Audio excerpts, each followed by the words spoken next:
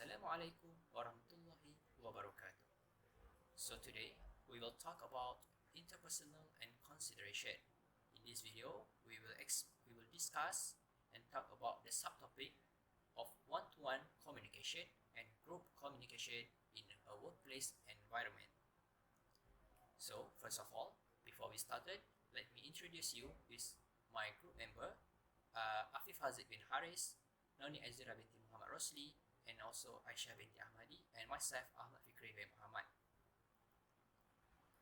So, like I said earlier, in this video we will talk about one-to-one communication and group communication. In part A, we will talk about definition, types, characteristic, and also the process. So, one-to-one communication is a sort of communication that takes place inside a person's head is referred to interpersonal communication. It is very common interaction between two persons in a company. One-to-one communication is a purely face-to-face interaction. It is very simple and handy form of communication. One can quickly obtain feedback from another individual through interpersonal communication. So there are several ways that we can improve our one-to-one communication skill, which is start by listening. So in any communication process, people want to be heard. Rather than focusing on formulating your response, it is advisable to listen with carefulness to what the other's individual is trying to express. So next is talk keeping the other individual in mind. Who you are talking to should determine what kind of tone or word that you will use in your communication. But if you let's say if you talk with your colleagues or boss, words like hey,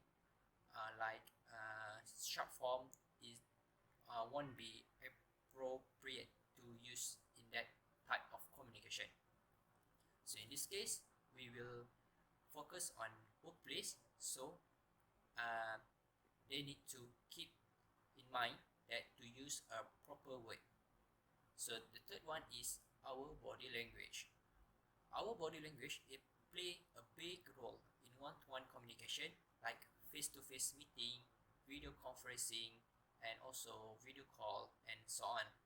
Better to have an open body language that will make you appear more accessible.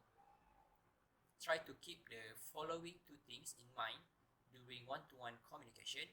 First, try not to cross your arm while having the conversation like this, and also keep eye contact with the other person. It shows that the other individual that you are paying attention to what he is communicating about. So the fourth one is be specific. Be specific means if in that case where communication is written or verbal, try to be brief yet specific enough to provide adequate information to the other person to understand. With practice, it is very much possible to learn how to not ramble or provide excessive information. The next one is think before speak. Be it one-to-one communication or any other form of communication, it is always helpful to pause before you communicate. It is also indicate that saying the first thing that comes to your mind is not a good idea. But if you take a moment and think what you are about to say and how you will say it avoid any kind of embarrassment. So the last one is maintain a positive attitude and keep smiling. So what do you mean by maintain a positive attitude and keep smiling? Whether you talk to face or on the phone or maybe a video call, smile as it will show your positive attitude to the other person who you talk to. Having a smile in one-to-one communication shows a positive mindset to which another individual will react positively. Next, I will talk about group communication. So, group Communication is the interpersonal interchange of ideas and information between members of the group. Groups can communicate via a variety of channels, such as phone call, emails, face-to-face interaction, and so on. Each team member must actively participate in a group communication for it to be successful. Therefore, each participant in a group communication must listen effectively, handle disagreement, and also respect the perspective of others. The ability to communicate in a group is one of that we learn early on and continue to hone as we get older. The acquired communication skill can be applied in any group setting, including those at work, school, also in daily life. Groups are a great place to meet people and develop friendships. I'm Nazim Harris, and in today's video I'm going to talk about the Johari window model. So I will share what I learned about the Johari window models, my finding about the topics. So basically, the Johari window model is used to improve a person's perspective of others. And this concept is based on the notions that trust may be built by disclosing personal information to others and by listening to their feedback. Okay, I will show you the diagram after this. But basically, the diagram is divided into 4 categories. The first one being the open area. The second one is the blind spot, and third one is the facade / hidden area, and the fourth one is unknown. So this diagram is the Johari Windows model basically, and it is divided into 4 categories, and it is categorized based on the fact or information that is known to self, not known to self, known to others, and unknown to others. So basically, if the information is known to self and known to others, it is on the open area, and if it is not known to self and known to others, it is categorized as the blind spot area. So I will explain a little bit about the area, so you can get a clear idea what it is and what is it is going to do. So basically, so first of all, the individual and others will learn information about the person's attitude, behavior, emotion, feelings, skills, and viewpoints.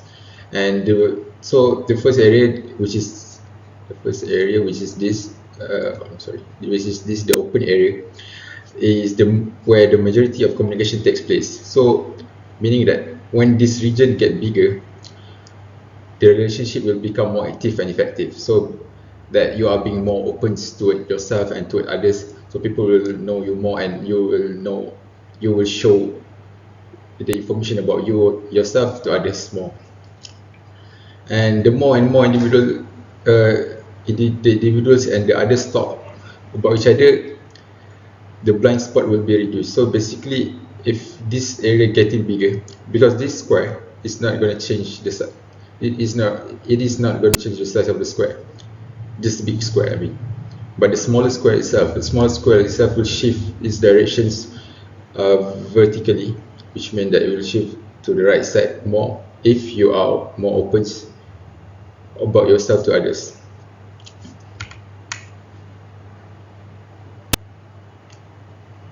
So this is the second one, which is the blind spot, which is the fact that known to others but not known to you. This could be a lot of things.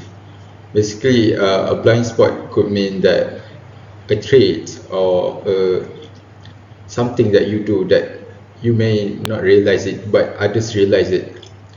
And the Johari Windows model can help you figure out what it is, which means that the others can point out that, oh, maybe you have these certain qualities, maybe you are good at drawing, maybe you are good at arts or photography. So which means that you can discover your hidden talents or hidden attributes about yourself. And the third one is the hidden areas / facade. So the facade means that the information that is private to you but not to others, which means that you know that fact about yourself, but the others doesn't know about it.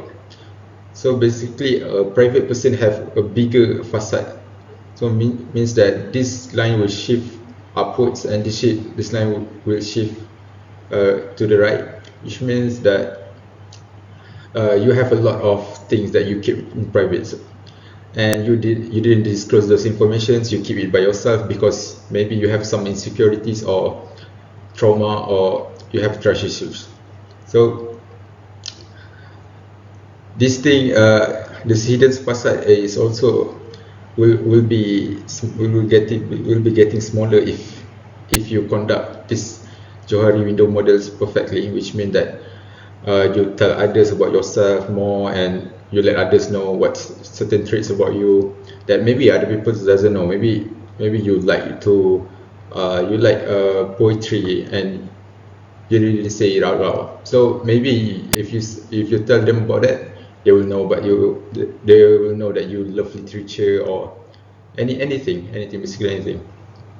And the fourth area, which is this darker gray, is the unknown area, which means the information is not known to self and not known to others. Basically, you didn't know. It could be something like a traumatic event, or maybe that traumatic event changed you, which means that there are certain traits and attributes that you get from this event, but you didn't realize it, and others may not realize it. And this unknown area is this unknown area is the Johari Window model is used to discover this unknown area, which means that you want to discover more about yourself, and by talking about yourself to others, you can seize this size of the unknown, and you can disclose more information, and also figure out a lot of things about yourself. Maybe you don't know that you're actually a very kind-hearted person. Maybe you will discover it when you carry this Johari Windows model activity. So if the open communicate, so if you conduct this Johari window model effectively, it can decrease the unknown area, and thus meaning that you communicate effectively. Assalamualaikum. I will continue with identify the problems of one-to-one and group communication skill in the workplace. One-to-one communication problems. First, missing word and personal communication. Personal communication affects professionalism at work. They tend to mix personal life matters into communication and at work, which sometimes lead to the discomfort of other individuals listening. Second, difficultly solving problems. This is because you only depend on one individual to solve problems at work. If the individual cannot provide an effective solution, then you may face the problem more difficult. Next, a lack of feedback. If communication moves their only one direction, discourse will quickly become ineffective. Feedback is important on many levels to get clear and effective ideas. Next, language barrier. The resulting language barrier can be challenging and difficult to understand when communicating in the workplace. Multilingual communication between individuals can be slow, ineffective, and sometimes non-existent. Last, for problem of one-to-one communication, lack of trust. Communication is difficult when other individuals do not trust each other to share ideas and opinions. It even prevents a person from achieving the goal in completing the task well. Next part, group communication problems. First, failure to listen. When often you will see colleagues interrupting the speaker or planning what they are going to say next instead of listening it effectively. These people are too distracted or have a short attention span. Second, cultural differences. In the workplace, there are many different customs and cultures. When faced with a group discussion, communication issues need to be emphasized so that there are no issues that can be misunderstood between group members. Next, attitude and ego. Communication in a group becomes a problem when each group member has his own attitude and ego. Conflict arises because of inequality and they refuse to admit that it may be their fault and each blames the other member. Next, gender-based battles about different genders being group members is a distraction from the real issue. Sometimes employees just want to connect with people of the same gender because it's more comfortable. Last but not least, poor performance. Poor performance is another problem in group communication in the workplace. When someone starts to feel that their potential is lower than the other members of the group, they will only drag the motivation of the whole team down. That's all for me, thank you. Madi, I will present about the importance of one-to-one and group communication in working environment. First, the importance of one-to-one communication in working environment. First, they foster effective communication. Building relationships with colleagues promotes the exchange of knowledge and information, as well as the development of new skills and capabilities. Strong communication skills also help to reduce miscommunication and potential conflict caused by misunderstanding.